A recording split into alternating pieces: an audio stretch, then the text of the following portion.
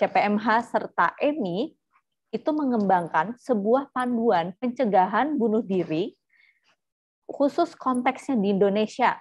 Jadi ini sudah sangat dekat dengan kita dan dari point of view-nya caregiver. Nah, untuk lebih tahu gitu seperti apa sih panduan ini bisa kita gunakan secara lebih luas, bagaimana diaplikasikan dalam sehari-hari, mungkin kalau baca aja panduannya itu kita sedikit bingung seperti apa begitu ya. Nah, Bapak Ibu di sini boleh ngecek gitu ya, atau lihat kembali panduannya bisa melalui link kami di ugm.id/spgi. Mungkin dari tim CPMH bisa membantu untuk menuliskannya di kolom komen ya. Jadi mungkin selama sesi ini berlangsung, Bapak Ibu boleh tuh sekalian ngecek ada apa sih di panduan ini begitu. Baik, sebelum acara kami mulai, saya mohon izin kepada peserta untuk merekam acara pada hari ini. Oke, mungkin tanpa berlama-lama lagi, untuk segera, mungkin udah pada penasaran nih Bapak Ibu di sini. Tanpa berlama-lama lagi, saya akan memberikan ruang Zoom ini. I will give the room for Budiana and Emi. So Budiana and Emi, the screen is yours. Oke, sebentar ya. Ini saya belum bisa share screen. Marsha belum bisa share screen. Oke, Ibu. Mungkin dari tim ada yang bisa membantu untuk share screen materinya.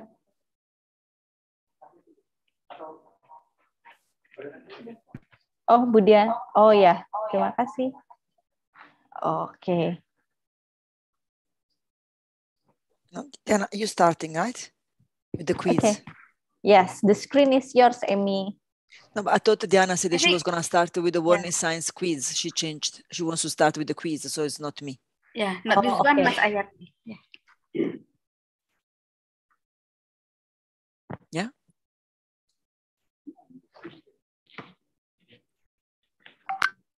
Diana, are you started? I think you should take out down these slides, and Diana started with the warning signs. Yes. Yes, I think we have wrong file. So wait a moment. Okay, sorry. Okay.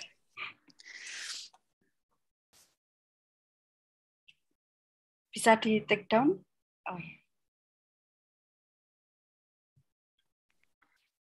Amy, I think only Budiana who can share the quiz, but I think she is unable to share screen. Halo, tadi saya ganti ganti ke WiFi kampus, jadi ini lebih stabil. Saya mau share screen tapi tetap belum bisa. Gimana caranya ini? Oh iya, tunggu sebentar Ibu.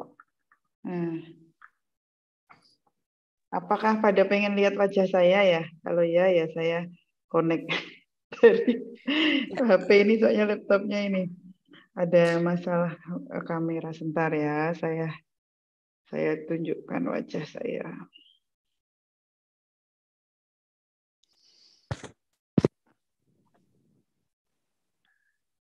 Apakah bisa? Udah bisa ya? Tolong diturunkan, Dek. Saya mau share dari ini.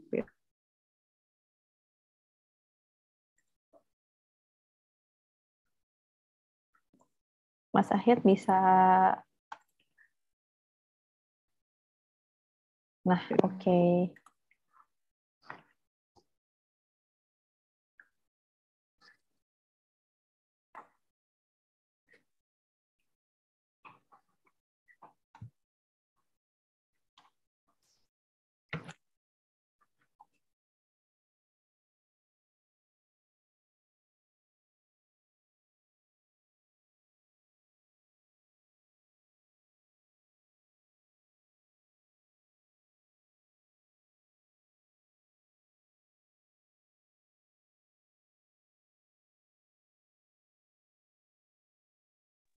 Halo.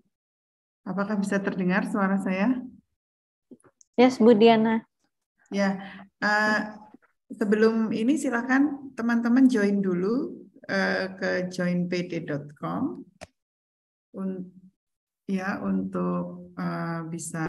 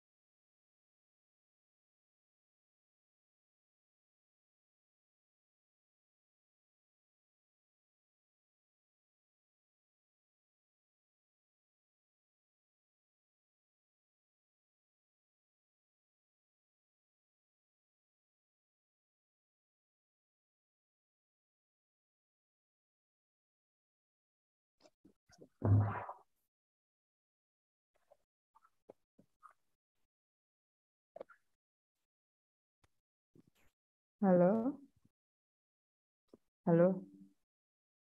Diana, your internet is quite unstable, so I think it's best if you send the slides to somebody from CPMH, so you don't have to share the screen, please. Because I think when you share the screen, the internet goes even worse. So can you please? I think that was because of the Bluetooth. How about now? Do you see? Yeah, Bluetooth has nothing to do with internet, so it should not be interfering. But let's see. But anyway, just for safety, if you can. Yeah, I already. Ipeh, apakah sudah bisa terlihat share screen-nya? Ya, Ibu sudah. Ya, minta tolong teman-teman bisa masuk ke joinpd.com. Belum ada yang masuk tapi. Tolong kodenya bisa ditaruh di ini. Ini soalnya mungkin saya harus milih wajah saya nggak kelihatan ya, karena tadi saya coba online Zoom 2 karena akunnya 1 mungkin jadi malah tuh kayak stop gitu. Ya, wajah saya bisa dilihat di poster. Ya kan, Arifah?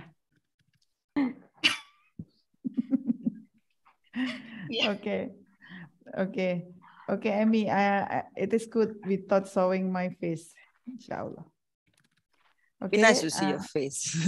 Yeah, but it's like I need to choose that. Okay, everyone, can you go into joinpd.com? GQWBWS. GQWBWS. Ya, assalamualaikum warahmatullahi wabarakatuh. Saya akan mulai.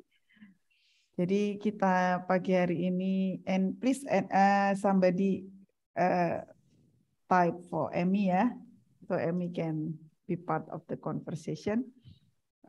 Saya akan bicara banyak dalam bahasa Indonesia.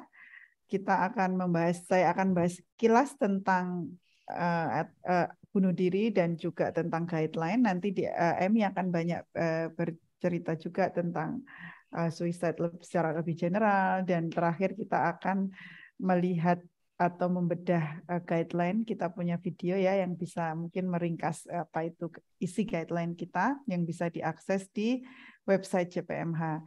Dan Erminia Colucci is our expert in suicide prevention, and she guide us to adapt this guideline. Oke, saya akan mulai. Silahkan yang lain untuk bisa tetap masuk ke joinpd.com ya. Jadi mungkin, kira-kira gini, apa yang diharapkan oleh orang lain di sekitar Anda?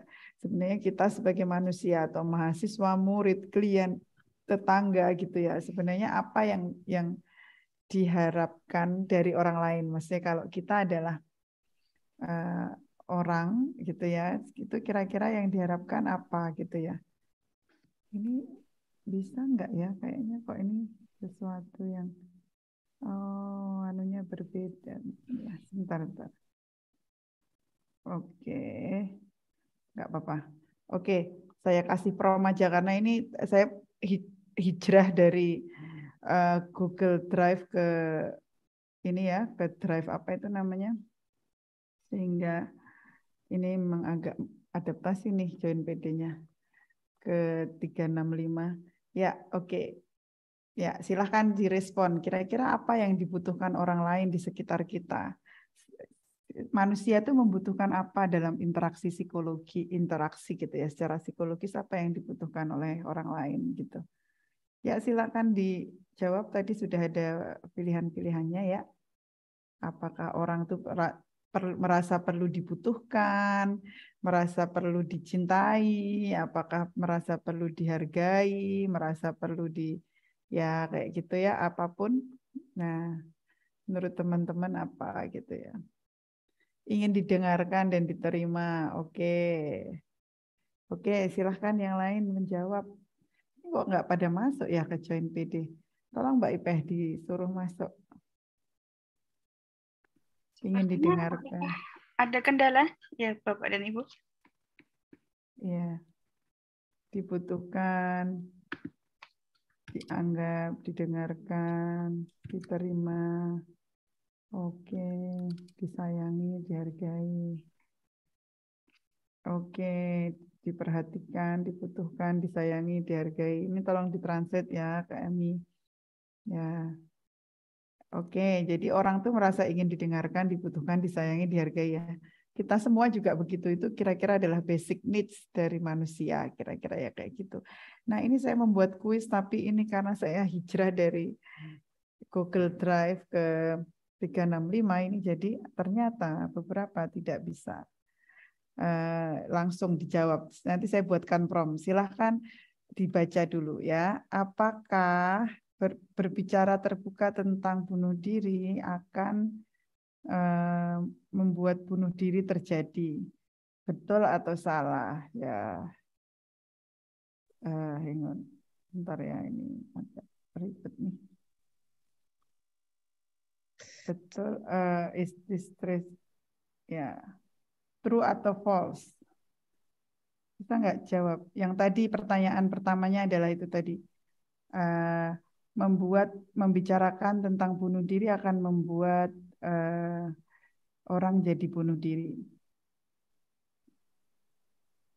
Jawabannya ada yang false, ada yang true, gitu ya.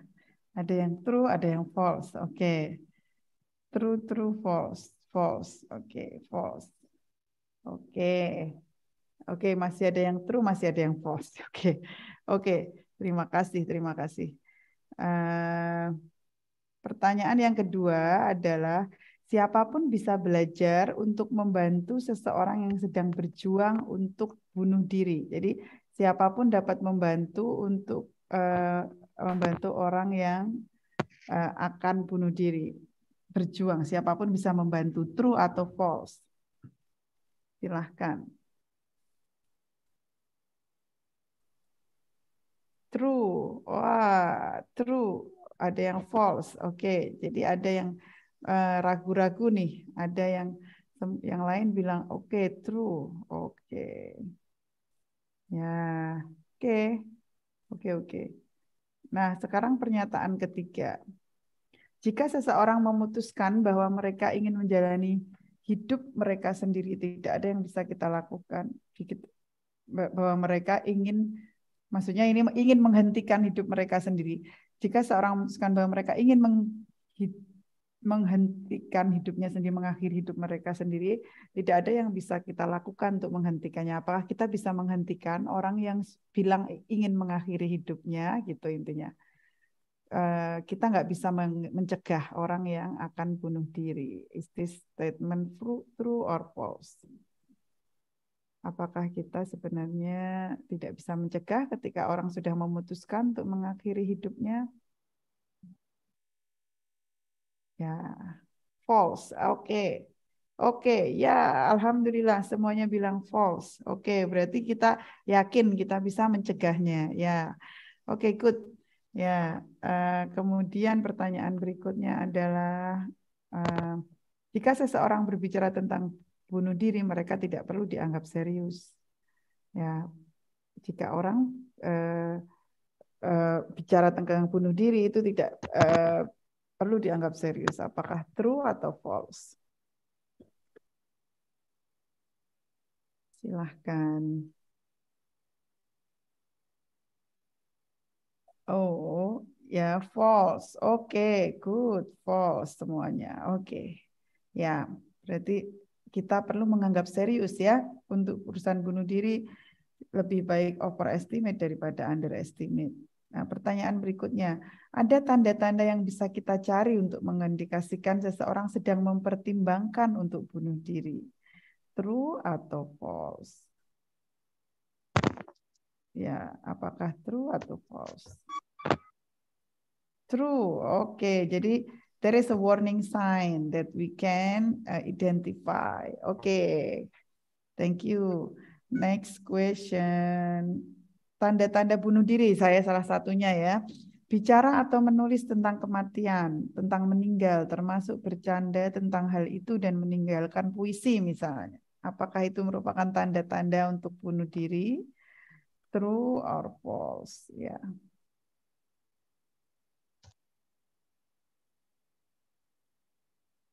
Ya, kita lihat. True atau false? Ya. Ada yang bilang false, ada yang bilang true. Oke, nanti kita akan kenali ya. Berarti tanda-tanda ini merupakan hal yang perlu kita kenali bersama nih. Terus kemudian tanda-tanda yang berikutnya, menganggap dirinya beban untuk orang lain dan merasa bersalah. Itu merupakan tanda-tanda warning sign. Adalah apakah true atau false?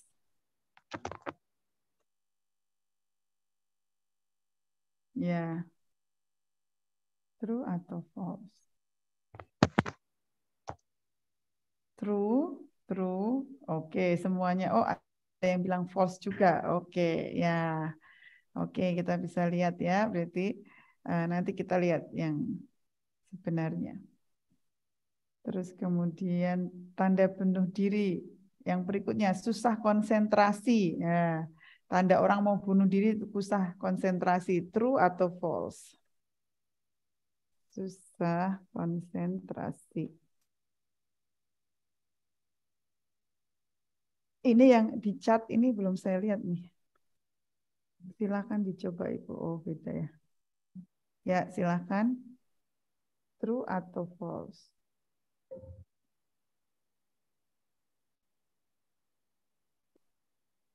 True atau false? True atau false ya? Sebentar. Ini Mbak Ipeh minta saya menyalakan video, tapi masalahnya adalah seperti ini. Jadi saya itu harus pakai 2 device kalau menyalakan video gitu loh, saudara. Nah, padahal kalau akun Zoom-nya 1 itu jadi crash gitu. Jadi nanti dulu ya, kalau saya udah nggak share screen, saya akan pindah ke device yang ada videonya. Ini karena saya traveling, saya lupa membawa yang canggih videonya ini. Ada masalah. Oke, ya susah konsentrasi itu, nah mix ya, true false. That's actually Amy, that's in line with what we found in the research for the difficulty of concentration. For concentration, there are mixed answer agreement. Okay, next one is penurunan kualitas pekerjaan atau produktivitas adalah tanda-tanda bunuh diri. Ya, silakan.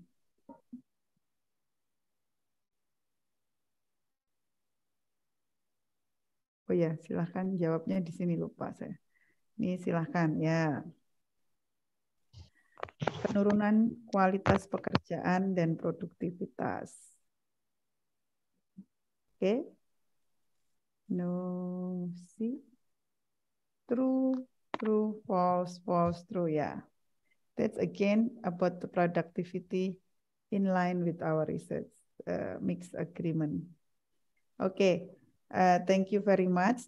Jadi ini yang kita akan bahas ya. Jadi berbicara secara terbuka tentang bunuh diri akan menyebabkan bunuh diri terjadi itu ternyata salah ya. Jadi nggak apa-apa bicara terbuka tentang bunuh diri. Siapapun bisa belajar membantu seseorang yang sedang berjuang dengan pemikiran bunuh diri betul. Jika seseorang memutuskan bahwa mereka ingin menjalani hidup mereka sendiri, tidak ada yang bisa kita lakukan untuk menghentikannya, salah. Jika seseorang bicara tentang bunuh diri, mereka tidak perlu dianggap serius, salah. Dan ada tanda-tanda yang bisa kita cari, betul. Ya. Nah, kemudian kita akan melihat sekilas aja gitu ya. Jadi faktor risiko untuk bunuh diri itu adalah kejadian atau situasi yang menekan yang mungkin meningkatkan kemungkinan usaha bunuh diri atau kematian, sumber daya pribadi dan sosial yang meningkatkan itu faktor protektifnya adalah sumber daya pribadi gitu ya. Intinya ketahanan diri, bisa spiritualitas, bisa coping skill, bisa social support ya. Kemudian tanda peringatannya adalah tanda awal yang dapat diamati untuk mengindikasikan meningkatnya resiko bunuh diri ya, warning sign. Nah, siapa yang lebih beresiko untuk bunuh diri? Nah, ini adalah faktor resiko itu bisa dari keluarga, pribadi, sosial, lingkungan kayak gitu ya. Dan ya, jadi bisa karena sejarah dalam keluarga gitu, pernah ada yang bunuh diri dalam keluarga, ada penyakit, ada penggunaan zat berlebihan, ras gender tertentu juga memiliki resiko yang lebih tinggi, terus kemudian kehilangan, kematian, ditinggalkan, perceraian, terus kemudian pengasuhan yang tidak konsisten, orientasi seksual, identitas gender, pengalaman mengalami kehilangan yang berulang juga ya, terus kemudian yang dapat dimodifikasi ya tadi ya hal-hal yang memang sudah ada di dalam diri manusia atau kejadian-kejadian yang nggak bisa ditolak. Sementara yang dapat dimodifikasi adalah harapan orang tua yang tidak realistis, perfeksionis yang ekstrim ya, elemen kepribadian tapi bisa dimodifikasi, stres berat kronis, pelecehan, dan kemudian triggernya adalah konflik keluarga besar, bisa penolakan hubungan, bullying, pelecehan gitu ya. Jadi ini adalah faktor resiko. Kemudian nah, isu gender ya, laki-laki sebagai kelompok dengan resiko yang tinggi karena mereka biasanya kesulitan mencari bantuan, cenderung tidak bicara pada orang lain ketika krisis, sulit mengenali dan mengekspresikan perasaan, meningkatnya penyalahgunaan zat, menggunakan lebih banyak hal yang mematikan dibandingkan percobaan bunuh diri pada perempuan, merasa terbebani, dan ya juga kemandirian gitu, isu kemandirian. Wanita dan bunuh diri itu juga sebenarnya meningkat ya karena resiko depresi juga lebih tinggi pada wanita, tingkat usaha yang lebih tinggi, tetapi dengan cara-cara yang kurang mematikan. Jadi perempuan, kami pernah interview survivor bunuh diri, bedanya yang laki-laki itu kalau mau bunuh diri itu langsung action, tapi yang perempuan tuh ternyata mereka masih mikir gimana cara mati yang cantik gitu ya, yang nggak sakit ya kayak gitu-gitu. Nah, kehamilan, kekerasan dalam rumah tangga, kehamilan dan orang tua baik ya bisa jadi risiko maupun bisa jadi protektif.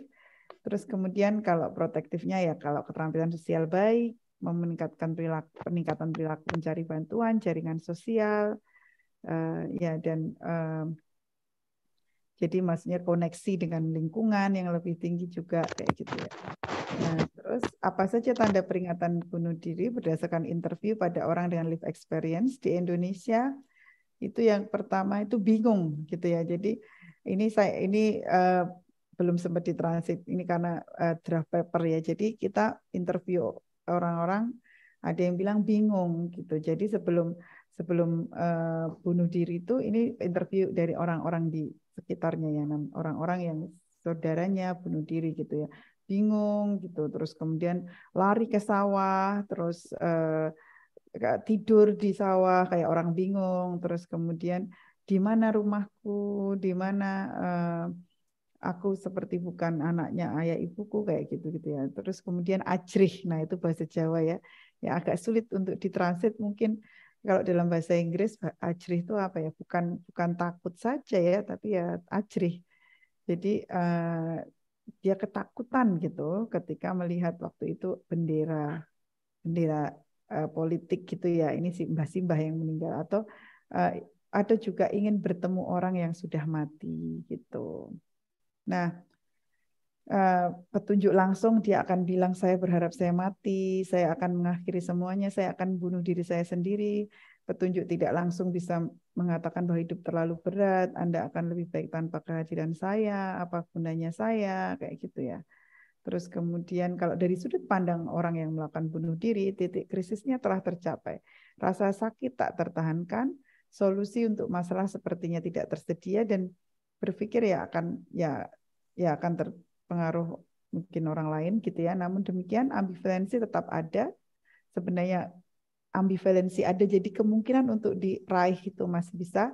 Mengkomunikasikan kesusahan atau stres dirasakan adalah hal biasa ya, mungkin maksud aku kayak gini cerita gitu-gitu ya, dan itu sebenarnya juga undangan untuk membantu gitu ya sebenarnya gitu ya. Dan jadi meliputi perasaan putus asa, merasa bersalah, tak berguna, kesepian, sedih, putus asa. Sebenarnya ini adalah calling for help. Kemudian aksinya bisa memberikan harta benda, menarik diri, penyalahgunaan, penggunaan zat, perilaku sembrono, perubahan suasana hati yang ekstrim, peningkatan impulsivitas, melukai diri sendiri, secara fisik kurang minat dalam penampilan, perubahan nafsu makan, berat badan, tentu saja bukan karena diet gitu ya. Terus semua masalah saya akan segera berakhir, nih pikiran saya tidak tahan lagi, saya berharap saya mati, saya akan lebih baik tanpa saya, Anda akan lebih baik tanpa saya tidak akan melakukan apapun dengan benar gitu. Nah, terus kemudian mengapa orang ragu untuk minta bantuan, tidak mau mengaku ya butuh bantuan, takut dimarahi orang lain, tidak dapat menggambarkan perasaan atau kebutuhan mereka dengan tepat, tidak yakin bahwa orang lain bisa membantu, atau berjuang dengan gejala depresi, tidak tahu apa yang diharapkan masuk orang, apa sih yang saya harapkan, atau malu. Mungkin juga lebih suka curhat pada teman sebaya tapi tidak available, bisa juga. Tidak yakin seberapa parah resikonya juga gitu ya. Cuma kayak gini cerita, takut ngerepotin, khawatir melakukan atau mengatakan hal yang ya benar atau tidak benar, perasaan tidak mampu, takut untuk menempatkan ide di kepala orang, maksudnya takut untuk ya takutlah berhubungan dengan orang, rasakan itu bukan masalah mereka gitu ya, atau bystander gitu ya. Jadi ya bystander effect tuh ya kayaknya ini bukan ini gitu ya, bukan kalau orang kita melihat sesuatu gitu ya, kecelakaan di depan kita banyak orang lain, kita akan berpikir orang lain itu pasti ada orang lain yang membantu gitu ya. Dan kalau orang untuk membantu, yang tadi orang ragu untuk membantu ya karena berpikir bahwa orang lain pasti sudah membantu ya. Kalau kita misalnya melihat teman kita kayaknya ada tanda bunuh diri, kita akan berpikir orang lain mungkin sudah membantu gitu. Ya. Nah, apa saja yang dapat membantu, tunjukkan bahwa kita peduli dengan, saya khawatir dengan Anda, bagaimana perasaan Anda gitu ya. Insya Allah kita kapan-kapan bisa training yang lebih detail tentang hal ini. Ajukan pertanyaan, lakukan langsung, peduli dan tidak mengkonfrontasi gitu ya. Tidak konfrontatif, tidak langsung kaget. Apakah Anda berpikir tentang bunuh diri? Tapi kalau dijawab ya, kalau bilang iya ya jangan astagfirullahaladzim, itu kan dosa. Nah itu mungkin hal yang disebut konfrontatif itu seperti itu. Berikan bantuan, jangan tinggalkan mereka sendiri. Nah, sumber daya untuk membantu fokus pada keamanan, bekerja untuk mengurangi krisis, rencana keselamatan untuk mengelola rumah dan komunitas. Ya maksudnya ada hubungan yang lebih jangka panjang untuk kembali kepada masyarakat setelah krisis, berkoordinasi dengan keluarga, siapa yang mendukung orang, dan harus ada yang mengawasi pada masa transisi apa yang dibutuhkan. Tawarkan harapan dan dukungan gitu ya, dorong tindak lanjut dan bahkan mungkin pengobatan, referral gitu. Terus kemudian ya efek bunuh diri itu bisa sangat kehilangan karena terjadi tiba-tiba, tidak terduga, terjadi karena perbuatan diri sendiri ya, pokoknya banyak yang terimpact ya. Jadi reaksinya adalah shock, sakit hati, marah. Orang-orang yang kehilangan tuh akan begitu. Kehilangan dan kesedihan, bertanya-tanya dan tersiksa, rasa bersalah dan penyesalan. Dan kemudian mereka ya berjuang untuk membuat makna kehilangan, kenapa kok harus begini caranya. Ya, terus kemudian menderita perasaan yang sangat rumit, mixed feeling gitu. Terus kemudian ada ya bagaimana jika begini begitu, kenapa aku nggak begini begitu, dari kesedihan yang dalam, marah, takut, mungkin butuh waktu lama untuk bersedih hati, grieving, butuh bantuan dan dukungan, ya, dan biasanya mereka akan punya masalah-masalah khusus juga. Ya, dan yang penting tunjukkan kehadiran Anda, hibur dengan hal yang baik tentang orang yang meninggal gitu, tetap berhubungan dari waktu ke waktu dan bisa rekomendasi untuk ikut kelompok-kelompok tertentu survivor bunuh diri ya. Yang jelas tapi kita juga harus Pak, kalau kita terimbas, kita dekat dengan orang yang bunuh diri ataupun kita menolong orang yang bunuh diri, ya tentu saja kita harus juga caring dengan diri kita sendiri, karena kadang-kadang kita bisa terlalu terbawa oleh hal itu gitu. Mungkin begitu. Ini pengantar saja. Insya Allah kita akan mendengar dari ahlinya, Prof. Associate Profesor Dr. Erminia Colucci, dan nanti insya Allah di akhir kita akan menunjukkan tentang isi atau konten dari Suicide Prevention Guideline kita melalui video yang diproduksi oleh CPMH. Terima kasih atas perhatiannya dan silakan kita berlanjut untuk mendengarkan dari Emi. Yana, thank you for the introduction. Okay, so I will now be sharing my screen. Share. Okay, there we go. Apparently, I am not allowed to share. It's disabled. So can somebody allow me to share? Yeah, please? hang on. Now you can. You can do it.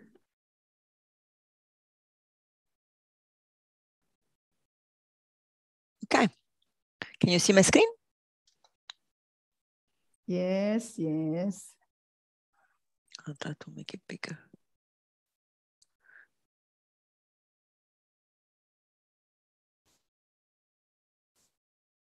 Okay, should be full screen now, yeah? Yes. Okay. So if any problem, let me know if there's an issue, and I won't be following the chats while I speak. But if there is any question at any point, any comment, please do interrupt me so I know that there is something coming up. Okay. Okay. So what are going to be covered in the next hour or so is specifically around the first say the guidelines approach. So I want to give an overview to understand about why this project came about. The first one we did was over 13 years ago. Actually, the research was 15 years ago, so it's been quite a while. So when this started, why it started, is to give a kind of a background about the guidelines that then Diana, myself, and their team have developed for Indonesia. And then we'll look a bit more specifically about in the guidelines. So just to give a kind of overarching background, for those of you who are not aware or have not seen this document, this is a very important World Health Organization report. And the reason why it's so important is because it was the first report the WHO did, which was completely dedicated to suicide and kind of was aimed to set suicide prevention as a priority. This was based on the growing awareness that suicide is a serious global public health issue, even if in many societies it is still a taboo and is still not openly discussed. It is the top 20 leading causes of death worldwide. There is more people dying of suicide and malaria, breast cancer, war, and homicide. And it is very important when I teach about suicide in London or other places, I always emphasize how although we hear so much talking about other issues, for example, conflicts, when COVID obviously happened, which was, it is still a very big issue, we immediately, the whole world was informed about it. But every year there is more people die of suicide than many other of these issues. And yet we usually don't hear about it. And we definitely are not prepared to respond to somebody who is suicidal. And this is why WHO and the UN have posed suicide prevention as one of the main priority worldwide. And this is just to refer to the UN Sustainable Development Goals, which are posed suicide mortality rate as one of indicator for the target 3.4. And so when we're going to be seeing if we have reached these goals in less than 10 years now, we will see if we had an impact in reducing suicide deaths. This is a map of the world where you can see different colors. The WHO regularly releases these maps, and the different colors indicate higher rate of suicide when they are red, dark red, and then lower when they are pale yellow. So as you can see, suicide rates are very different in different countries. When I began my work on suicide in Italy, Italy was actually one of the yellow pale countries, and now is orange. So unfortunately, some countries are experiencing growth in suicide rate. Some other countries are reporting are still in yellow, like Indonesia is one of them, but it's also true that we know there is a lot of underestimates. So then usually countries that are more traditional, where there is a very strong also religious taboo on suicide, tend to also report suicide less. So these statistics are not to be seen as accurate, but give us an idea of the parts of the world where suicide seems to be occurring the most. But what is really concerning is that 79%, so more than 3/4 of all global suicide, take place in low and middle income countries. So particularly Southeast Asia is where in this context, the majority of them take place. And so this is why it's important that the work that Diana and the CPMH and the UGM in general is doing on prevention of suicide and kind of leading this work in Indonesia, because it is important, it is acknowledged as an issue, and we are preparing people like yourself and those of you who are with us today to be able to be equipped to be able to prevent suicide in whatever role you are. And later on, when I will talk about the gatekeepers training, you will see that all of us have a role to play in preventing suicide. It doesn't matter that what is our official role in the community. Is not only about people like myself and Diana who are mental health professionals or mental health trained. So what my research on suicide usually has been about young people. Both my honors thesis and my PhD were about young people. And the reason for this is because suicide is particularly the leading cause of death among young people. So in this figure, we have the age of 15 to 29. And you can see that in both sexes, suicide is the number 2 leading cause of death worldwide. And keep in mind that the first one reported is road injury. And realistically, we know that quite a big chunk of solo car driving, for example, deaths are in fact suicide, but they are not recorded as such, unless there was evidence there was suicide. So realistically, it might be that it's more than what we see, but even based on what we have, suicide is still the second leading cause of death in both gender, and in some places, like in some Southeast Asia countries, it is actually the number 1 number of death. So it is a reason of concern since a long time, but now there is a growing awareness about this issue. Now, when we look at the map in the world and the difference in the rates of suicide, we then are prompted to think about what are some motivation for the differences in suicide rates. There is different authors that have stipulated the different kind of potential factors influencing suicide. For example, and the one in orange are the ones where my research particularly located, and where this work that we are doing is also located, which is looking at the social, cultural, political factors. And with this, we mean everything from gender to religion to society norms and all the rest. Now, a lot of my research in mental health, in culture of mental health has been happening in Indonesia. And I'm very, very lucky to be able to work with Diana and other colleague at UGM since a long time. So this was quite a few years ago. Now, looking at this photo, I had the short hair and I was skinnier. Anyway, it was doing some kind of exploratory work in Pulungkulu, in Gunung Kidul. So this is some of the kind of research that we've been starting in Indonesia, and they've been working together. And Diana and I definitely plan to be doing more. Looking at suicide in its cultural context and try to understand what is the context of suicide. It is what my work has been about, both in Indonesia and other countries, as you will find in this book, if you want to know more.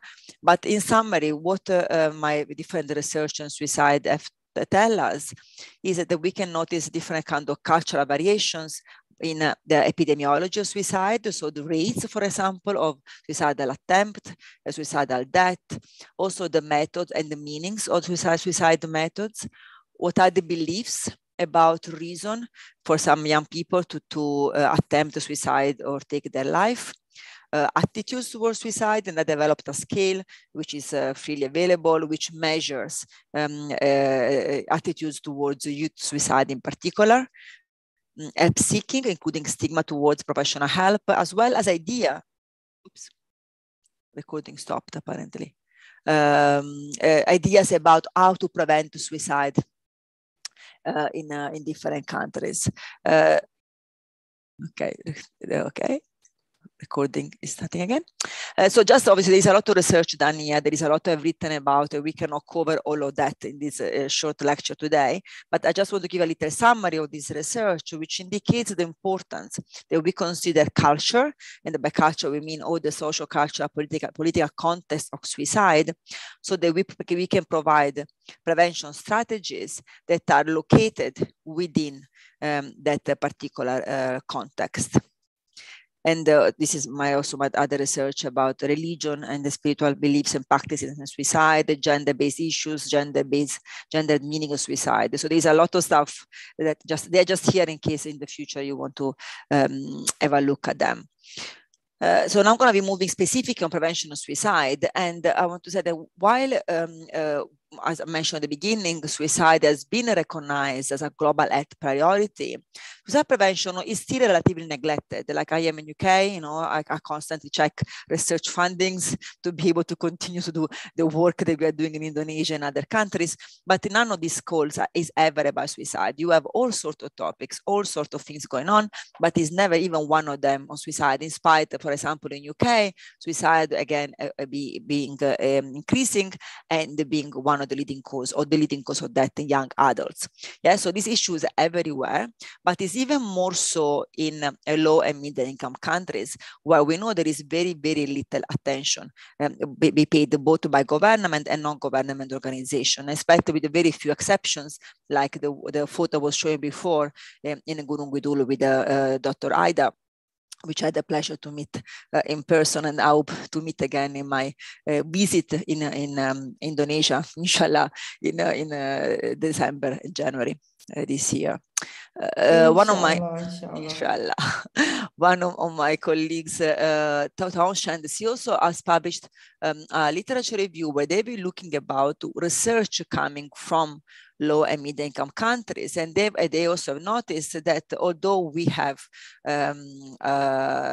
know that 79% of suicide in the world happen in low and middle income countries, there is basically very, very little research coming up. It is research about interventions that actually comes up from these countries. So we have very little evidence basically coming from low and middle income countries, including Indonesia, on which we can base our suicide prevention strategy.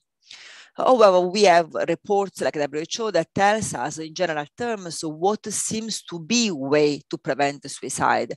For example, we know that independently from the country, suicide prevention efforts require a multi-sectorial approach that addresses various population and risk groups and contexts throughout the life course, okay?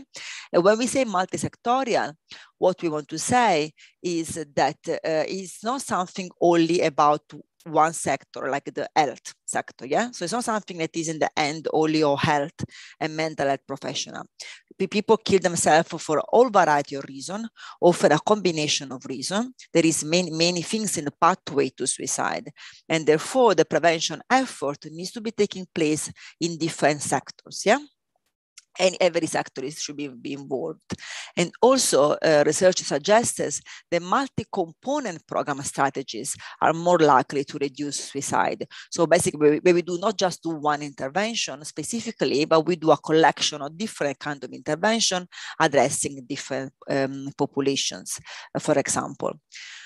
Now, as those of you might already have seen me talking about other topics with UGM, who was very kind to always invite me to take part in their initiatives, I am always very critical of just exporting something developed from another country, usually from a high-income country in the English-speaking countries like UK, US, Australia, Canada, taking things done in these countries and then just exporting them in another country, because the context of the phenomena we are observing are different.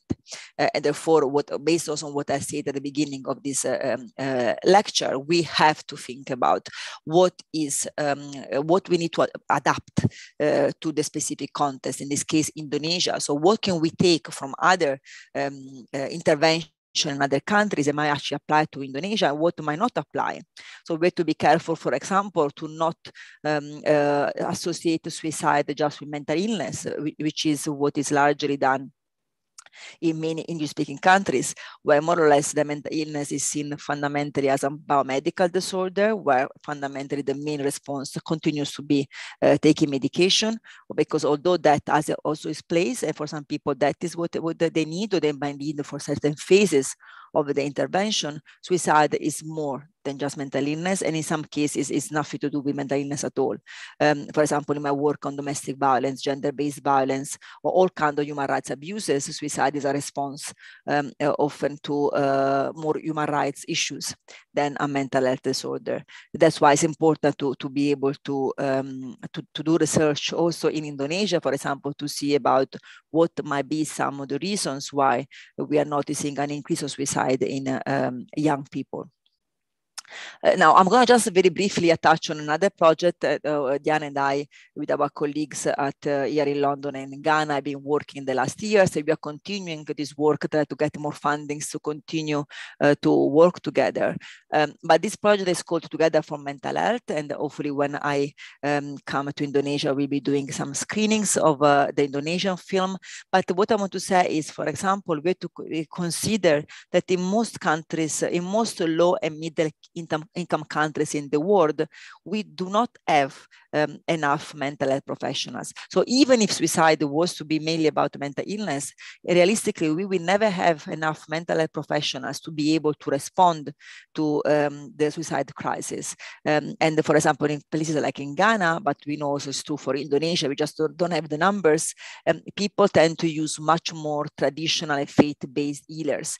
And that's why this research we did was exploring about collaboration between mental health professionals and traditional and faith-based healers, because I strongly believe that it's important to also work together with whatever is are the people who are actually taking care of mental health in the country. And in Indonesia, this research showed us a different range of traditional and faith-based healers that are dealing with mental illness, including severe mental illness. So it's important to also collaborate with them. Now, I just wanted to very briefly show about the WHO Southeast Asia regional suicide prevention strategy, because it's important when we think about prevention strategies to also look about what is coming from the specific Southeast Asia region. And this is the regional strategy on preventing suicide. I'm not going to go in depth in this. You can have a look. It's freely available.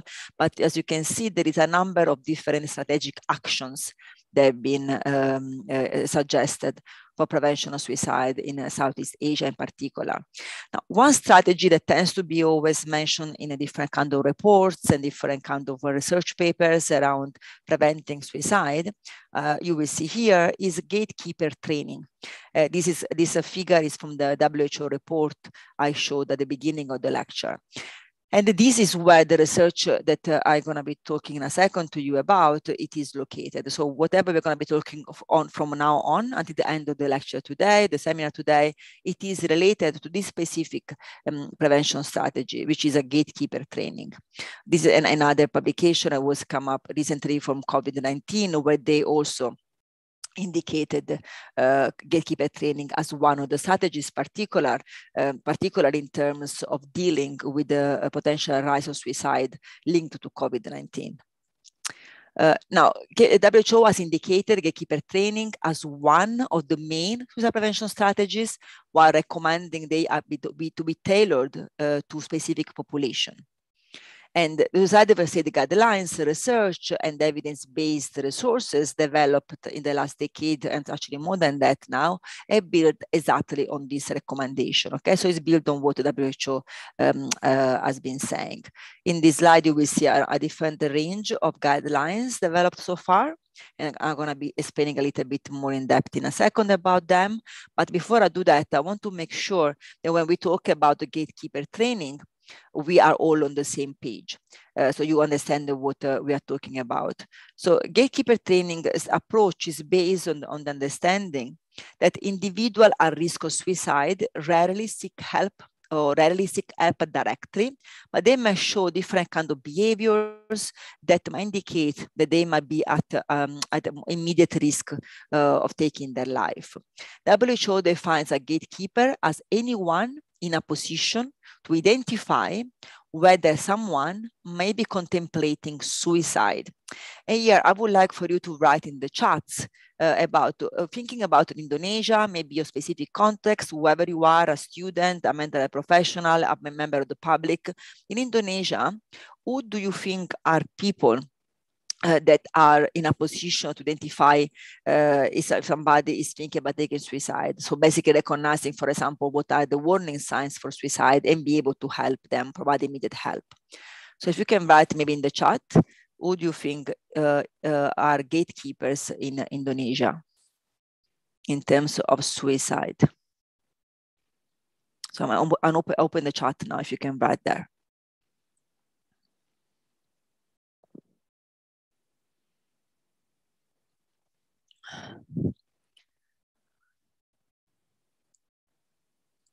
So who is a gatekeeper? Which kind of people can be gatekeeper in Indonesia?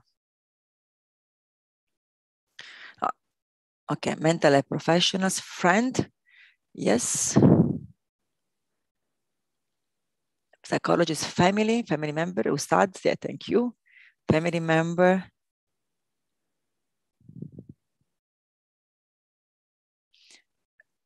Pramudika, what do you mean netizen of Twitter? Teacher, friend, yeah, teachers also very important. Okay, so interesting. So Twitter users, so in Twitter, some people can be prepared as well. Okay. Friend.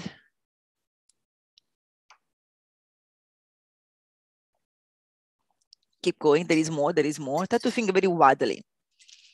So friend and family that you mentioned are two of the main gatekeepers, but so that we got friend and family, so don't worry about repeating. Teachers, potentially faith figures, depending on the people, personal religion, like ustads. What else? Okay, some like supervisor at work or even your work colleague, yeah, your classmates, your roommate, yeah. Anybody else? Close relative, nurses, hairdresser, yes. I like that. Yes, I like, thank you. Made, so I don't know if I pronounce your name correctly. Sorry if I didn't. But it's good you said hairdresser because it's important to think also out of the boxes, yeah?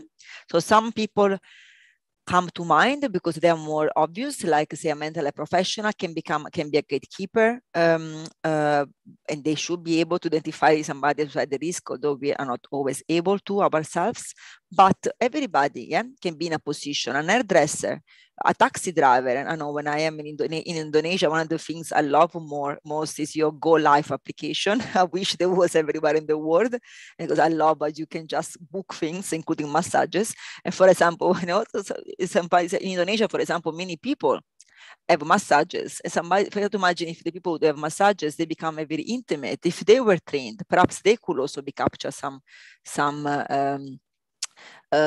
signs, right? So we have to think about who are the people, the kind of people that somebody in Indonesia is more likely to interact with and to have some intimate conversation with.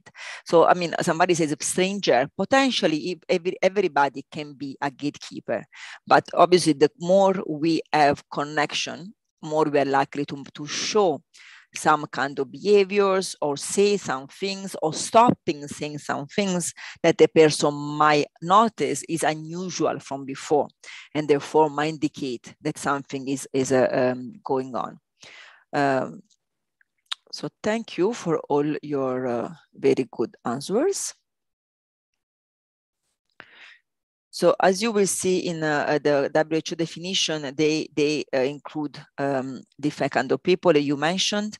Also pharmacists, GPs are seen as very important, because GPs usually are the ones in terms of the health sector where the person is more likely to show some warning signs. But unfortunately, very often, most likely, GPs are not prepared as well to recognize warning signs for suicide, because there is no training about it usually, but police officers. But realistically, more or less everybody can be trained to become a gatekeeper. But obviously family and friends and others which have a closer relationship are more likely to recognize the risk. And as some of you mentioned, globally, we also can see online friends can also should be counted in this context. And therefore, it's also important to have people be aware of suicide risk through their social media interaction. Now, WHO defines as a gatekeeper training as something aimed to develop participants' knowledge, attitudes, and skills for identifying individuals at risk, kind of determining the level of risk or the urgency of acting, and then referring the person for treatment. But as you can see, I've added when treatment is available and appropriate and relevant, because as mentioned before, there are situations where this treatment might not be available at all, but also because the person does not require mental health help primarily. They might also need that perhaps to support them, but there is other issues that also need to be addressed. Then we have to think about which kind of help they need in that moment. As mentioned, a member of the community who is close to the person, such as a friend, a family member, a co-worker, or a classmate, is likely to be the first person to notice suicide warning signs, like those that Diana has used for the suicide warning signs quiz at the beginning of this event today. However, very few have the knowledge and skills required to recognize the imminent risk of suicide and to assist in preventing suicide. Nevertheless, we could potentially be training people in terms of how to provide what we call first aid for suicide. But while first aid training is common, like, for issues like, a heart problem or something like that, usually mental health is not considered. And that's why it is important to create opportunities for the public and non-specialists, which means basically for people who are not trained as mental health professionals, to learn what are the basic first aid actions and how to implement them when needed so that we can actually prevent suicide. What we have also noticed during these times is that the recent large-scale crises, including the epidemics, pandemics, natural disasters, conflicts, everything that's happening around the world, have highlighted even more the importance of developing community-based suicide prevention strategies, such as gatekeeper training, which can then be delivered at low cost, while potentially be quickly scalable, also using online and virtual platforms, as I will mention a bit later on. But it's important that all the gatekeeper training content are culturally adapted and include information about what is locally available.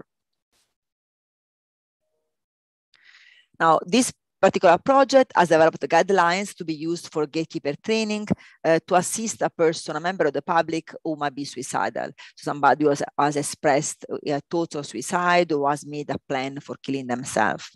So far, we have produced the guidelines for 5 Asian countries. Japan, Philippines, and India were the first, then Sri Lanka, Indonesia, and people from migrant and refugee background. This one is the guidelines from Sri Lanka, this one from Japan and India, this is the one for migrants and refugee communities, this is one for Philippines. And as you can see, the Philippines, we also had a manual because we actually trained people already in the Philippines, and they are still keeping training. They're actually using this training to train the medical students, so to be doctors, because they realize that even health professionals and even mental health professionals don't normally receive even basic trainings about suicide. Now, I want to talk briefly about how we developed the guidelines, but I will not go in details because you have the paper that Diana and I have written is available. So you can, those of you interested in the research component can have a look at that. But just so you are aware of it, because we don't have much research, in fact, very little research about suicide in Indonesia, then the best way to, in these cases where there is limited evidence, the best option for developing guidelines is using expert consensus method, where you are consulting with different kind of experts for them to make a decision about what should be in the guidelines. Diana used this method called Delphi for a PhD as well, and this is the same method has been used for developing guidelines in different countries. The methodology varies a little bit in different projects, but more or less, in summary, is about doing a review of what we actually have in the literature, not only in the country, but also more generally. Based on the literature review, then doing a questionnaire with warning signs and first aid action, and then having the panel of experts from each country to then express a consensus about the different items in the guideline. I can see something in a chat. Okay, I can, it's written in Indonesia. So this is the paper I mentioned that was published, when did we publish it? Last year? Yeah, last year. So we can read more about this particular project, this method. You can see there is different steps. What we have done differently in Indonesia and also for Pakistan is that before reaching the first round of the expert consensus, where the different experts have to indicate which items they agree with, we have done focus group individual interviews so that we could generate some new items which were specific for Indonesia and then also for Pakistan. So different experts were involved in this process. 32 did the focus group discussion, and 9 did the individual interviews, and these were from different kind of sectors, including people with lived experience of suicide and religious leaders, and then whatever they provided was also used to be part of the questionnaire. Okay, so through this kind of process of consents, there was 3 rounds of rating of the items using the questionnaire. And these are the numbers of people who took part in the process through the 3 rounds. And at the end of these 3 processes, we had 460 accepted items. Yeah, and then these items basically were kind of worked to become the guidelines. They are freely available in the UGM website. SPJI is the website, and then you will find both the English version of it and the Bahasa Indonesia version of it. And the purpose of these guidelines for all of them is to help members of the public in whatever different roles they might have, like the ones we give example before, to provide the first aid to somebody at risk for suicide. The role of the first aider is defined as assisting the person until appropriate help, professional and or other kind of help is received, or until the crisis resolves. Okay, so this is objective of the guidelines. You can see here the Indonesian and the English versions, which were designed by our dear friend, the UGM collaborator, Agus, which maybe some of you might know. Now the guidelines have a different part of it. I don't know if to show them now or to continue. Maybe we'll do a continue with the slides and then we go on the website so we don't have to go in and out every time. So we'll go to them specific in 1 second. But basically they have a different sections. They have a section about how to tell if somebody is feeling suicidal. So what are warning signs for suicide for Indonesia, which obviously some of the warning signs are the same that the guidelines from other countries, and others are specific for Indonesia. How to get ready to approach the person and how to make the approach, including dealing with the communication difficulties related to culture or language, asking about thoughts of suicide, how to talk with somebody with suicidal, because it's actually not that easy. If you're not prepared a little bit about how to have this conversation, this can be a difficult conversation to have. That's why we also provided listening tips and what not to do, which is also very important.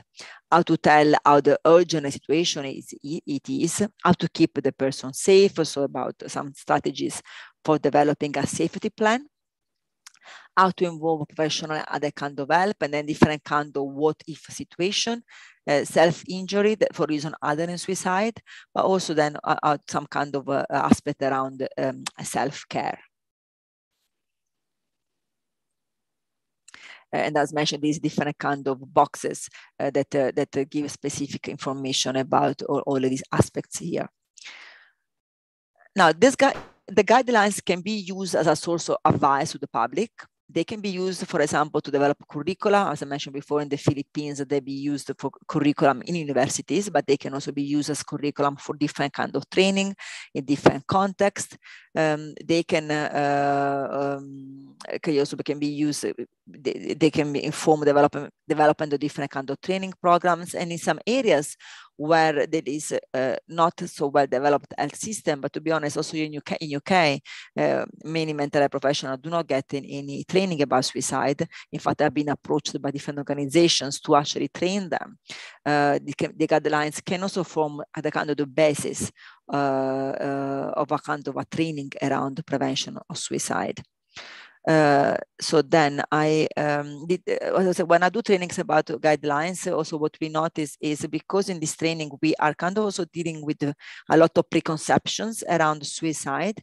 They can also be used, contribute towards changing society attitudes towards suicide, which sometimes can be very unhelpful. And so that we can actually be more sympathetic and compassionate in terms of providing help to somebody who is suicidal. Now, just before I go to the guidelines specifically, and so we can have a look through them, I want to say we've done published a paper where we have compared the findings of the research done in the different countries, including in the English-speaking countries' guidelines. And we found that across these different samples, although there was some correlation in the results in the different samples, realistically, they were not so strong. So this validates the importance to develop guidelines that are specific for the specific countries and populations. Okay, so now I'm gonna do stop share of this. We're gonna go back to that later.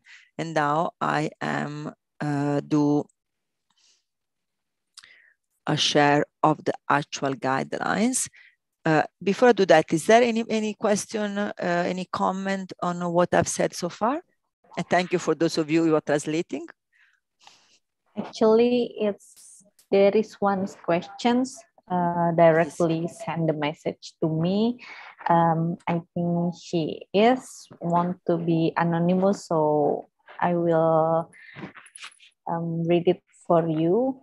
So her questions is about how if the risk factor of depression that arise arise the suicidal thought that might be coming from our significant others. In this case, it's, for example, husband.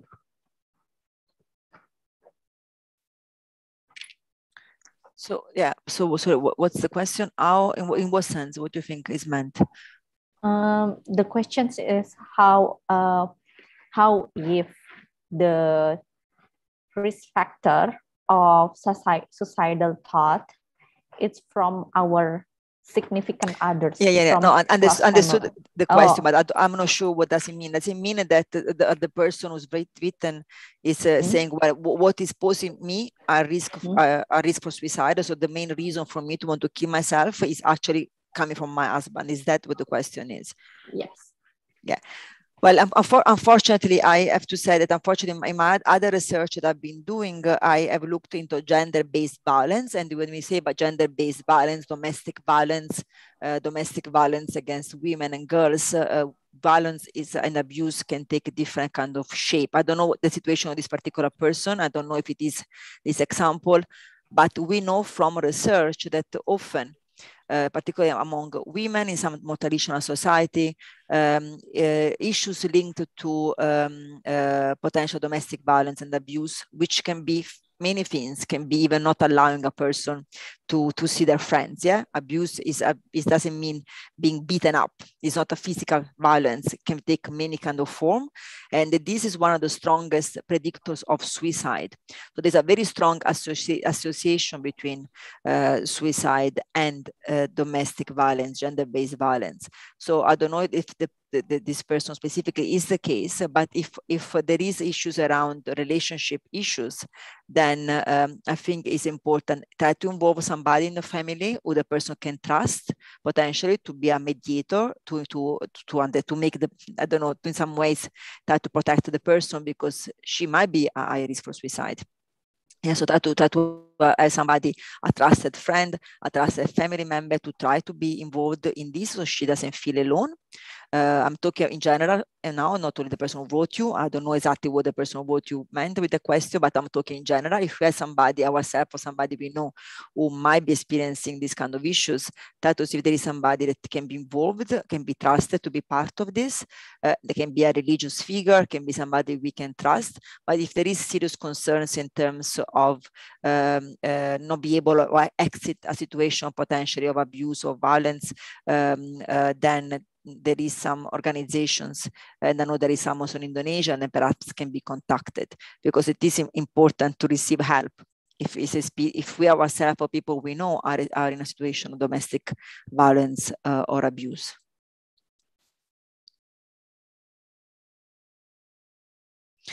And I don't know if any of you, maybe in the meantime, I'll talk the next part, can maybe look online, some potential contacts to put in the chat, just so we have them there.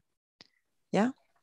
Okay, thank you, Amy, for the answer. I hope it's answered the questions for someone who already asked it before. So we also have questions from Pramudika. Yeah, I can see that, yeah. If you would like to adapt. Okay, so the guidelines were developed for different kind of gatekeepers. So ideally, they should also work in the workplace setting, because they are not specific for a specific setting. They have been made for Indonesia, and they can be used as the basis for every kind of training. Then what you could do is using the guidelines as they are, but then maybe adding a section at the end, or maybe adding some other boxes in the training itself. Maybe when you prepare the presentation, adding some examples that can come from how can you apply that particular warning signs, or can you apply the particular skill, how can you apply a particular first aid action to the particular workplace you are referring to. So you can add some other boxes. Maybe sometimes it's good to give examples, so you can see how what is written in the guidelines can be part of the workplace setting. And also because our next plan, which I'm really hoping we're going to be able to do this, is developing resources like videos, role plays that we can use for training. So for example, you could be designing some cases to apply the guidelines that are the examples that you use for your cases, for your role plays, come from a workplace situation. So maybe it has to do with a colleague who is at risk of suicide. Yeah. So you can also do the examples of activities that you're using for the training. You can then fit them, adapt them to the specific context where you are training people. Okay, how is the answer, Mbak or Mas Pramudika? Thank you, Ermina. My It is pleasure, enough. Pramudika. So successful. Thank Okay. you, I'm pleased. Thank you. Okay, maybe another questions or comments about today's sessions from Budiana or from Amy? Yeah, we haven't finished section yet. I just was asking about Okay. what done so far, because what we were going to do next. And Diana, I don't know if you, I'm ready to share it. I don't know if you want to take over here. I'll share the screen because I think you finish everything first, and then I will share the video. So what is my Google Chrome? Okay. So now what as was mentioned before, and I think at the beginning there was the link for the guidelines, but let's make sure we put it again here, because I want to make sure that all of you who might join later have the guidelines. So this one is the English one.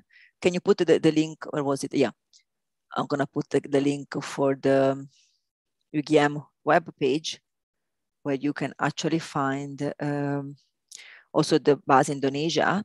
But if you, can you see the guidelines in your screening? Yes, yeah, okay.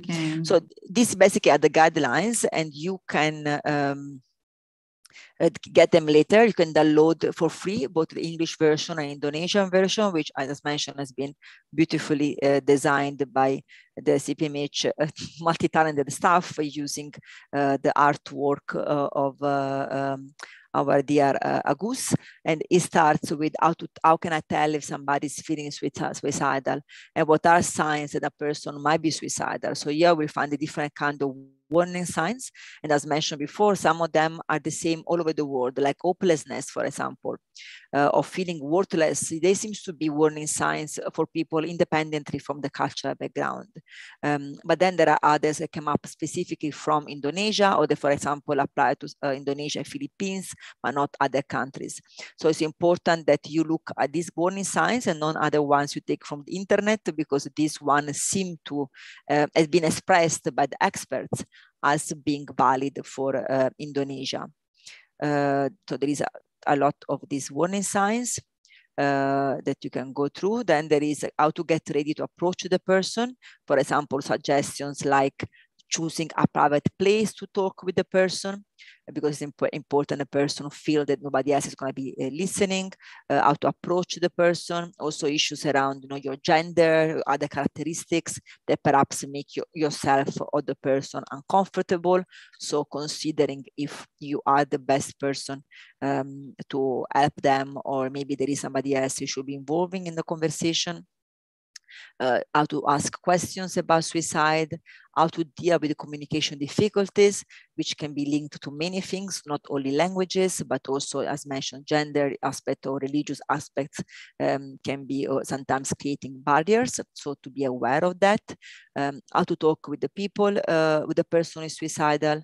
And in the box here, we have something big about to not give judgmental advice, like suicide is a sin, because we know sometimes people can use something that seems logically may seem a good advice to help the person, because suicide, in your religion might be considered a sin in their religion, but realistically, we want to make the person feel that we are hearing them, that we are connecting to the suffering, to the problem, instead of judging them.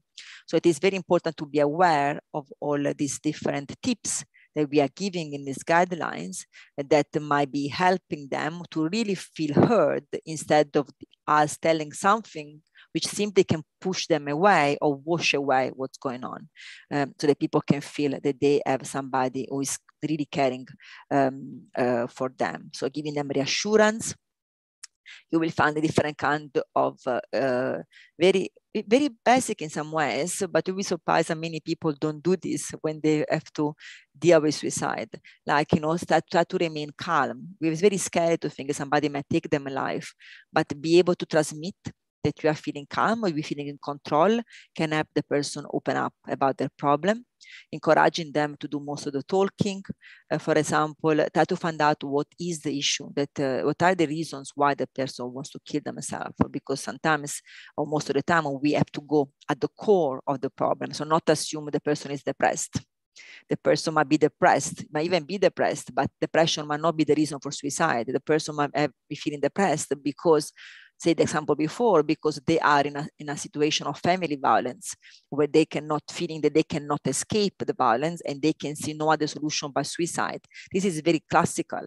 So be able to help the person to see that although it's going to be challenging, there is other ways to stop the difficult situation that is not suicide. And many other people, even in Indonesia, have been going through the same, and they have come out of it in different ways, and helping them to find the different ways that is not suicide, that can actually help to keep the person alive.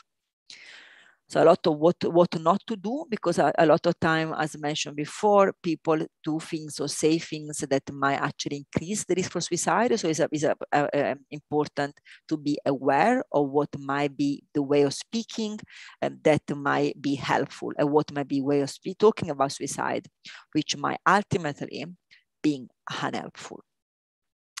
Try to understand how urgent the situation is, although we are not going to be assessing suicide risk, we are not able to, and also the ones of us who have some scales and tests, we will never be able to say with certainty who is going to kill themselves, who is not going to kill themselves. But we can use different ways to get an idea about how urgent is a situation, so how quickly we have to act to keep the person alive, because based on these factors, for example, we might decide to involve health professional, even the police, compared to, for example, to simply be ourselves only dealing with the issue. So different things to be aware of. You will find how to keep the person safe, because obviously more urgent the situation seems to be, more important it is that we don't leave the person who is feeling suicidal on their own, because they might be acting on their suicide risk. So, and how to work with the person to be able to keeping the person alive. And then some other kind of tips on this area. So you can see there's a lot of it. So there is very, very comprehensive. And then how to do a safety plan, I mentioned before. So some suggestions about how to do that. And then how to involve a professional and other help, because the role of the first aid, as mentioned, usually should be about connecting to other kind of help. Although in some cases, we might be the only person that are gonna be involved, but in most scenarios, we should try to connect with other kind of helps. And they are not only professional, like mental health service, or mental health professionals, but they can be also different kind of significant others, if it seems appropriate, or in some cases can be emergency services, police, and so on. So you have to think widely. And then, as mentioned, there are different what-if scenarios that also is good to be aware of. So you can go through those as well to have some suggestions about what to do in this specific situation. For example, if the person wants me to promise not to tell anyone else. So what are suggestions? Obviously, we are providing advice. The advice doesn't work 100%. Nothing will ever work 100%. But these are what the experts consulted in this research process have suggested to be the best way to go in Indonesia. So we can only do the best we can do. So we should not think that this will apply to everybody, but this is the advice that experts have given about what are best strategies in terms of what to do and what not to do. Okay, so you must take them in this way.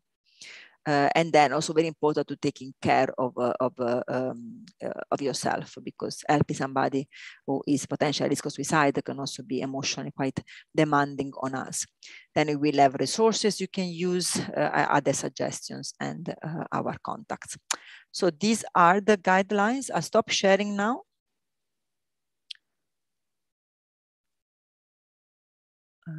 Why cannot do stop? I'm sharing, right? Yes, you are. Yeah. Okay, because I can see how to stop share, which is interesting. There we go. Yeah, got it. Okay, wonderful. Okay, thank you so much. So now we have another section later on to go to what's next, and then Diana is going to be showing also one of the video that CPMH and herself have prepared based on the guidelines. But before we do that, let's see if there is any other questions, comments, both from myself and from the dear Diana. Okay.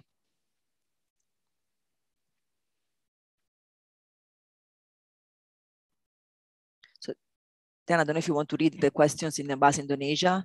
I'm working my Bahasa Indonesia, but I need to spend more time. Maybe you can address those questions from Atika. Yeah, I read one of the question.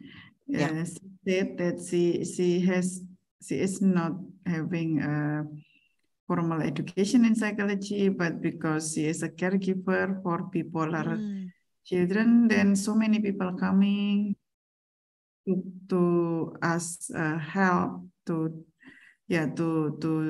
share their stories, something like that, and she always send them to the psychologist in the primary healthcare, but always come back to her and what she should do, or she want to make a support group.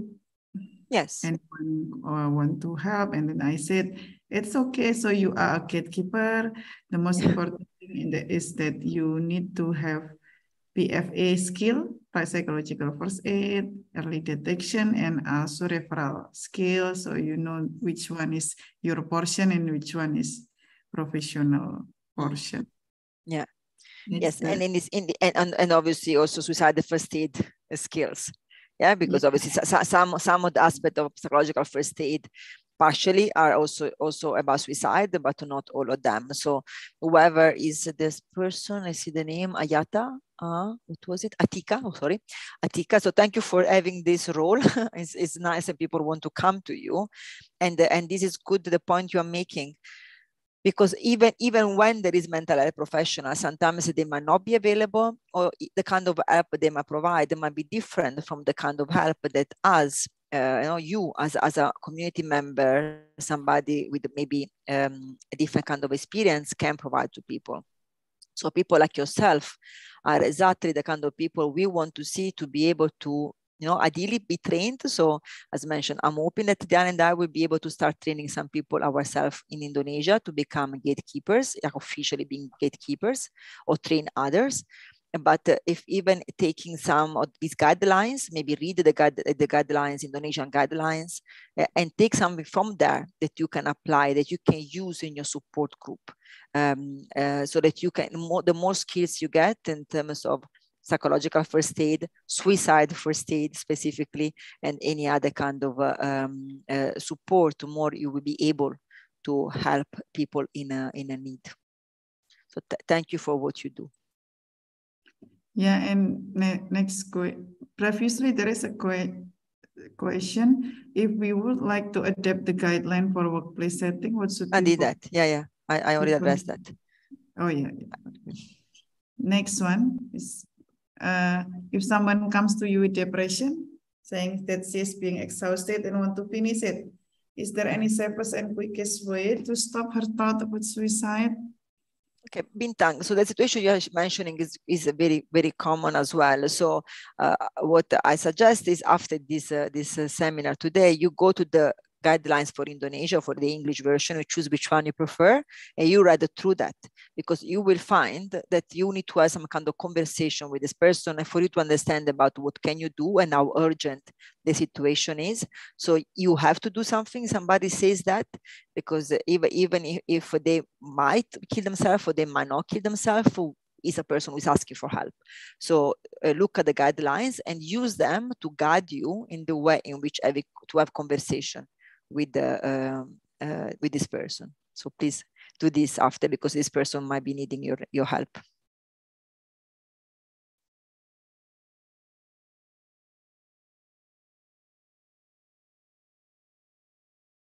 Okay, next question.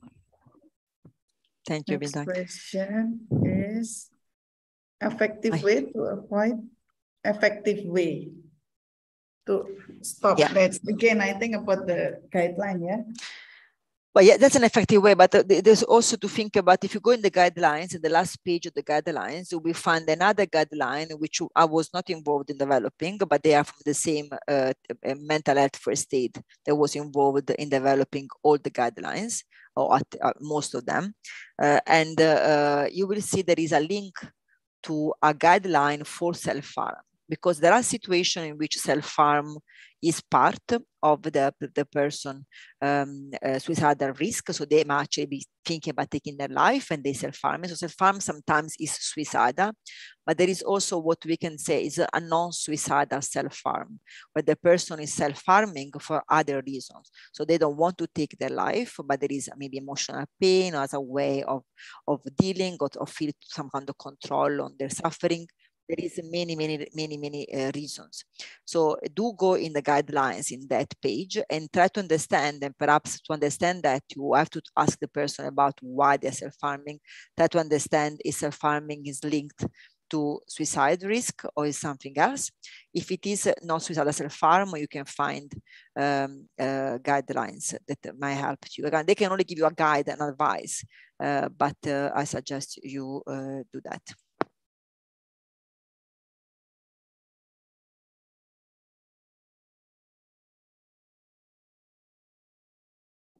Yeah, the next one is about transference. Amy. I don't know if it's about transference. I'm a bit confused about transference, or it is about the person mistaking the attention of the person as something else. Special feeling means like ini kan prema jamani. Special feeling itu apa sih? Maybe like this.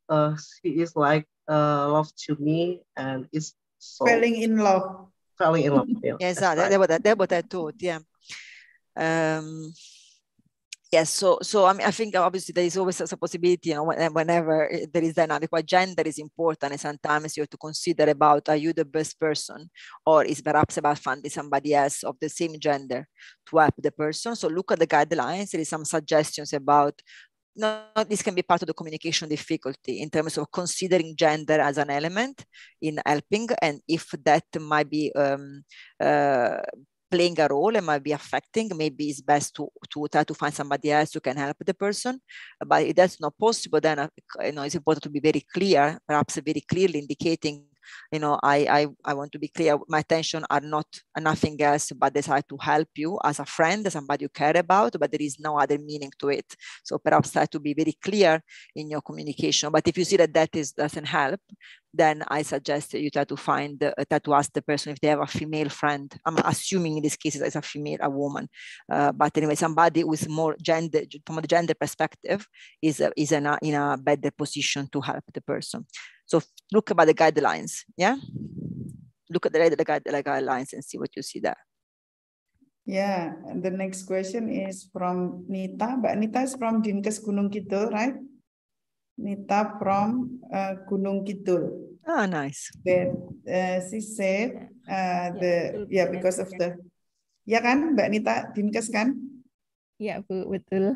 Yeah, this she is from the Dinkes, the health office, district health office Gunung Kidul.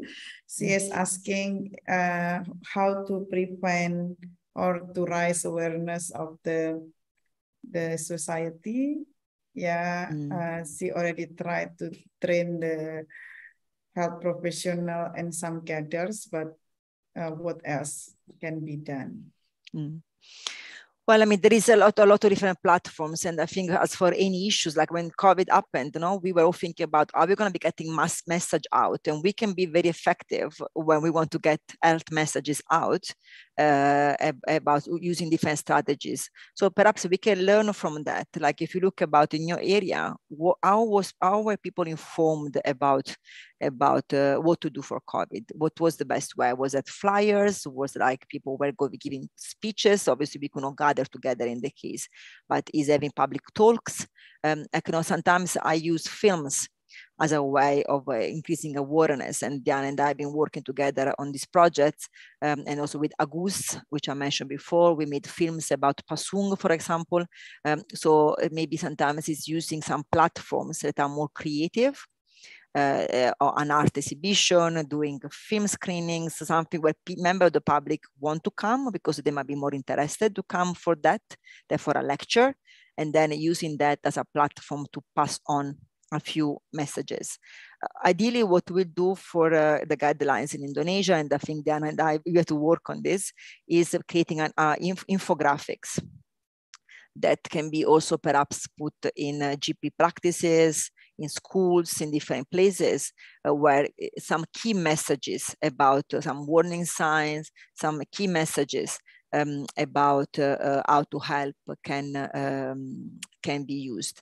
I did have a video I wanted to show you about that. So we see how we go later on, depending on how many questions we have. If you have time, I will show you a little video that was based on the guidelines for migrants, refugees, where we just put together some key elements of guidelines so that people could use them in some ways as a basic learning. So we have to be creative, and by also using different platforms, different ways of communicating, because some way of communicating, like today, this lecture will reach some of you, but not everybody will be able to be in a lecture, yeah?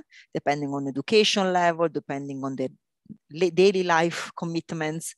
So we have to think about different ways to reach different kind of audience.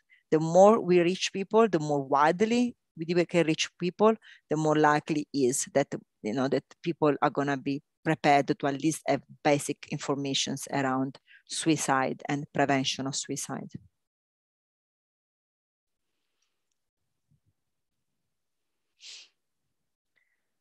Okay. Okay, I think thanks for the video. Yeah. You want to show, so you're going to show the number one of your video. Yeah, you have 6, so you're going to show number 1. Maybe you want to put the link, the YouTube link for the others one, but maybe because show one of them. Because we have lots, now we will share number 1. Okay. Hang on. I need to ensure that the sound is shared. You want me to screen it if my internet is stronger? I am on the university. Okay. So it's okay, I think. Okay.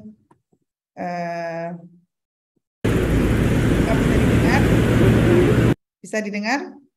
The sound? Can you hear the sound? We were before. Yes, yeah. ma'am.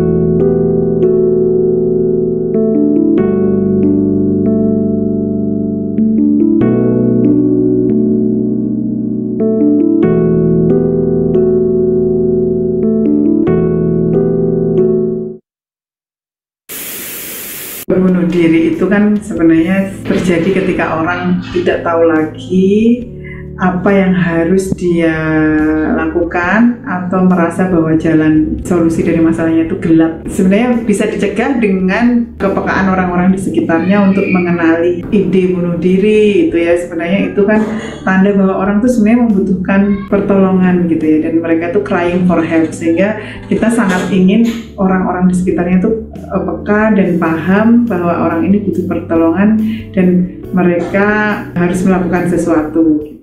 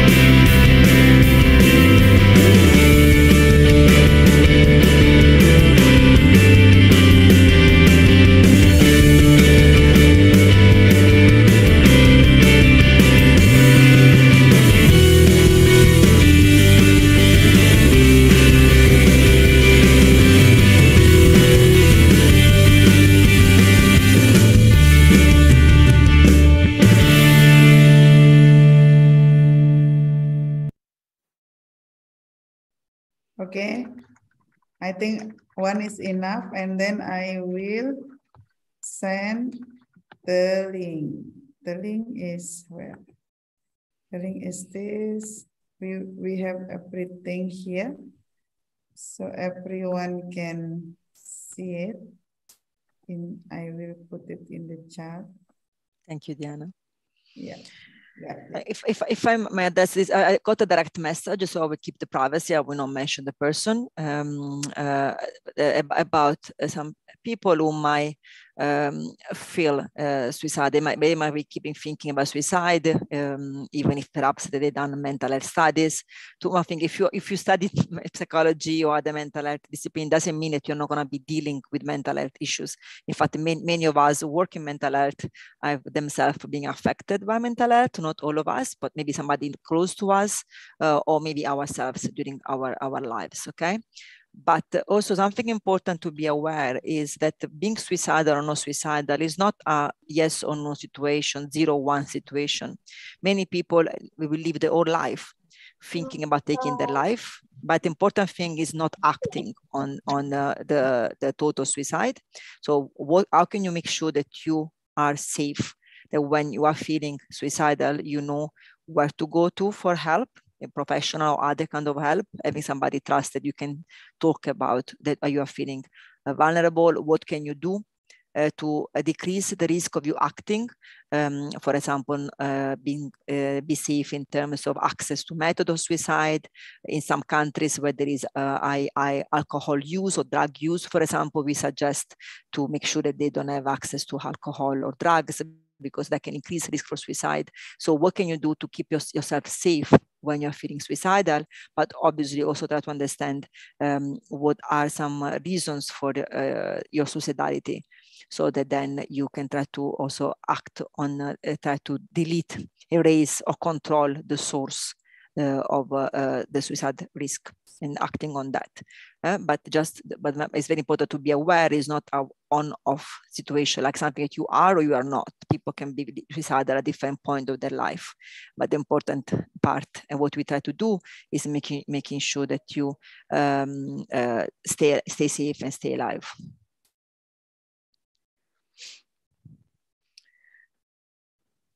Okay.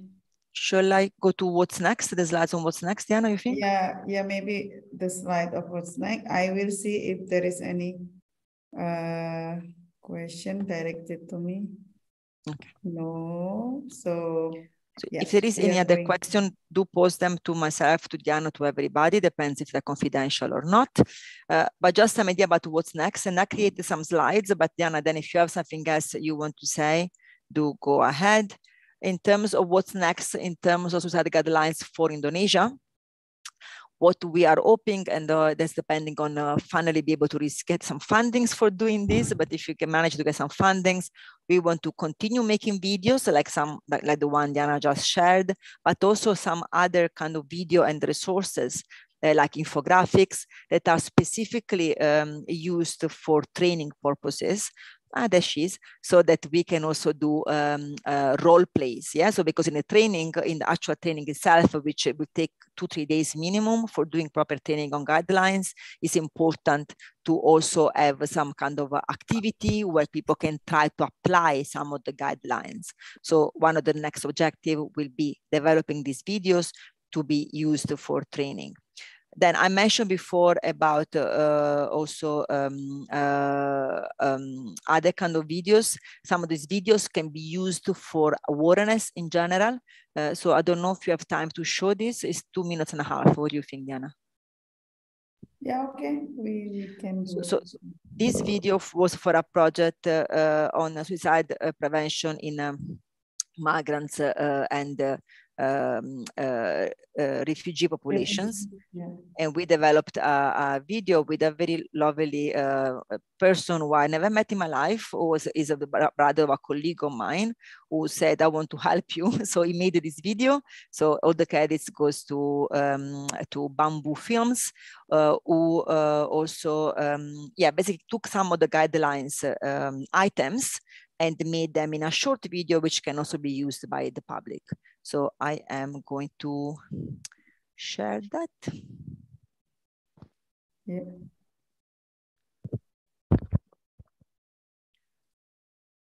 Can you see? Yeah. Can you hear? Yeah. Not, Yeah. No, no. not yet. The audio still. Ah, there is no audio. Oh, why there is no audio? Share computer sound. Here we go. Yeah. Huh? Oh, I have to install the audio, Zoom audio device and put an administration name and password to allow this. Our life becomes more complicated now with all this security restriction. So yeah, I can do that. So what I might have to do is give you the link. Okay, so what I'll do is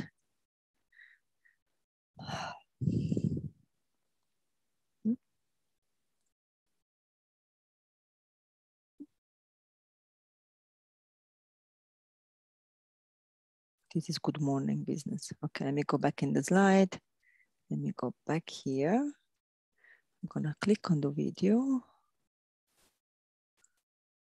And I am going to put the video in the chats. Okay, so what I'll do is I put the videos in the chat, and I don't know if you want to share somebody of USAPMH, otherwise, yeah, can any of you play that? Yeah. Can any of you maybe play and share the screen, because I can. Okay, thank you. Hang on, because I need some kind of permission to do this. Yeah, hang on. Where is the Zoom meeting? Yeah. Share this, share sound.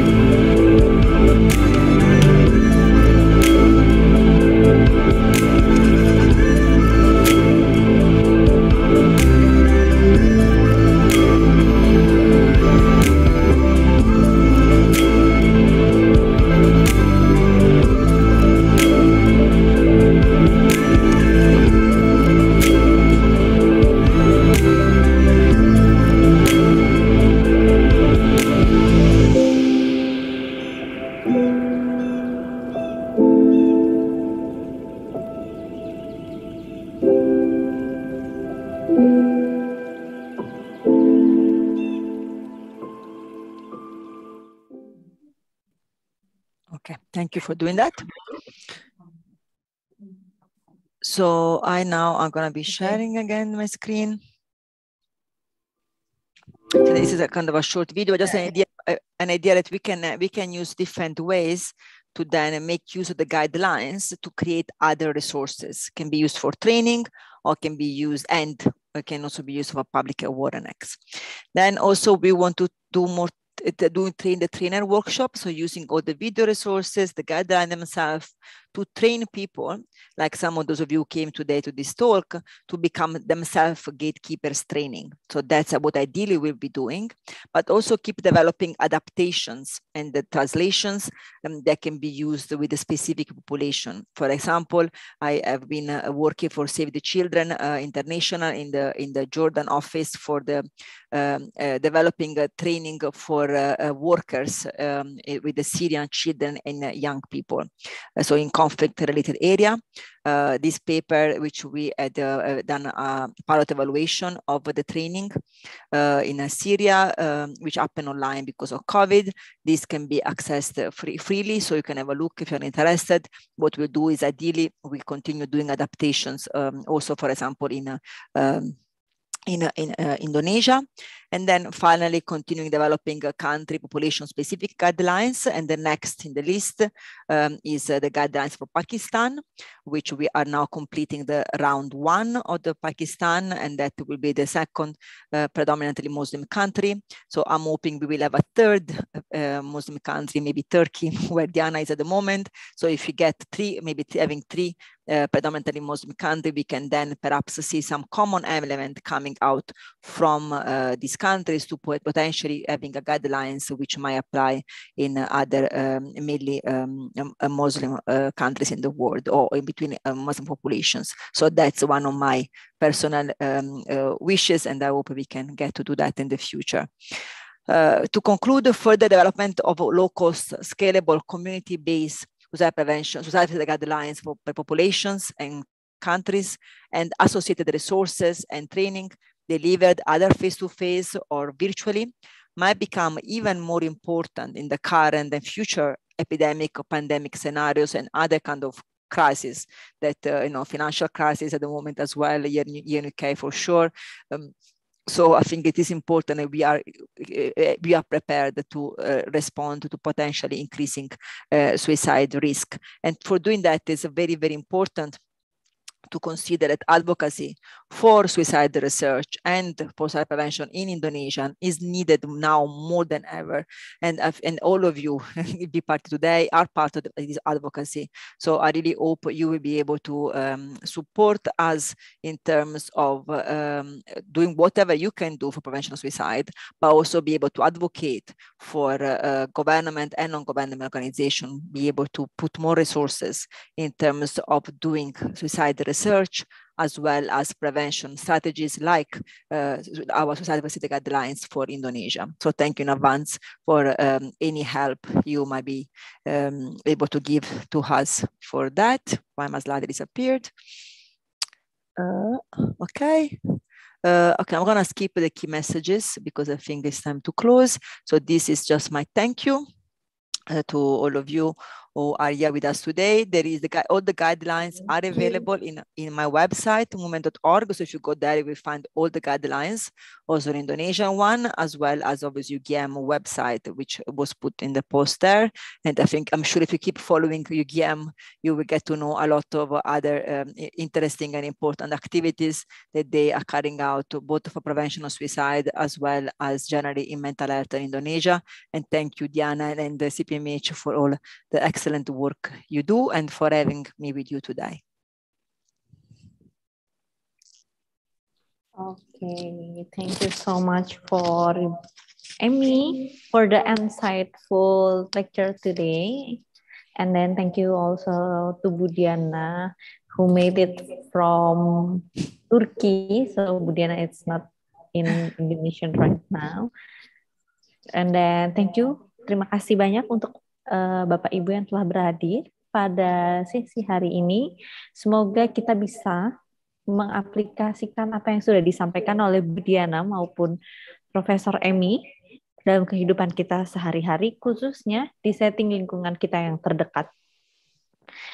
Baik, mohon maaf jika kami memiliki salah ucap, salah kata, kekurangan dalam seluruh sesi hari ini. Terakhir, kami memiliki harapan kepada Bapak, Ibu, dan teman-teman semua yang di sini untuk membantu kami menyebarkan seluas-luasnya terkait dengan panduan pencegahan bunuh diri versi Indonesia. Baik, terima kasih. Akhir kata saya ucapkan alhamdulillah. Sampai jumpa di kegiatan CPMH selanjutnya. Wassalamualaikum warahmatullahi wabarakatuh. Selamat sore. Selamat sore. Bye-bye.